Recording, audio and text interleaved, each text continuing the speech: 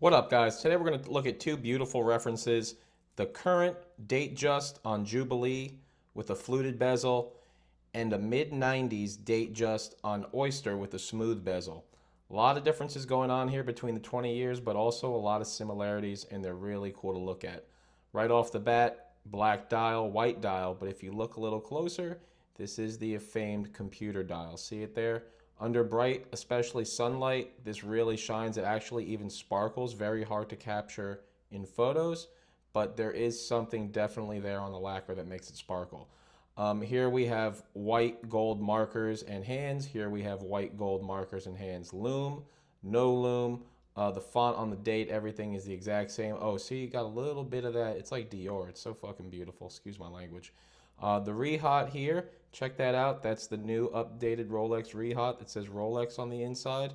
Here we have no writing. It says nothing. Completely smooth, completely plain. I really like looking at it just to see the cleanliness of it and just how clean and different it is from what I'm typically used to looking at. But I also really love looking at the work of this etching, how it lines up perfectly, and it's just another tell that this is just a well-manufactured, legitimate item. The crowns, exactly the same size, same action. The end links, big differences there. We have hollow end links on the right. These are solid end links. Definitely you can feel it in the weight. This is a lot easier to wear just because it's, lighter than air. Almost it seemed on your wrist. I thought this was a very light watch comparatively to every other Rolex I own.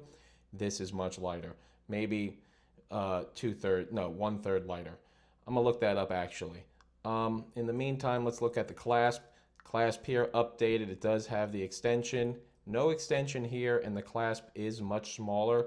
It also fits a lot less snug, meaning that like when it locks in, it holds in place, but this thing really locks in. This thing, I had to get it repaired recently. The spring got loose and the blades here were not lining up on the same angle, so it was not closing.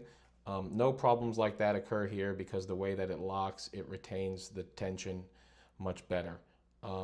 Even here on the end here, you can just see how it's just such a lighter build. Still fine quality, but a much lighter build. Here, so much stronger. You got, look at that, compared. And keep going all the way around. Oh wow, look at that, beautiful. Just the broadness. And look at the high crystal on this. What's that called? A top hat or a hat? A little lower on here by maybe, what's that, a millimeter and a half. So it looks a little more robust here, although this watch, the Jubilee, is going to take a much better beating. You're not going to see as many scratches. I wore this watch for a year straight, can barely tell. This watch was worn for 20 years straight. Also kind of hard to tell. It's never been polished. It's only been serviced. So it looks pretty awesome considering. And the ends here, super sharp. You could cut cheese with this. It's crazy. Same as a new model. So that's really awesome. If you do get to get your hands on an old reference that was not polished and still has all those super fine edges, that's just an amazing thing to behold and to hold in your hands. It's great to feel it and great to feel the manufacturing that is just so sound, so quality even 20 years back. I can't wait to get my hands on older references and compare that robustness, that build, and what's amazing about them, what's different, what's updated, what's changed, and what should maybe be gone back to. I love these solid numeral markers. They're really cool. It's crazy how these start going upside down and then they go right side up. It's amazing. So pretty great all around. I guess I didn't give this enough attention, but it's just so classic. This was my first watch actually, and it's forever beloved just because it's timeless. Right here, this is like a little bit more of a fun model, I would say, in my mind. What do you guys think? If you could choose, which one would you choose as a daily? Which one would you choose to dress up? And if you could only choose one, which would it be? Classic, either way, new, neo vintage. Thanks so much. Like, subscribe, and comment.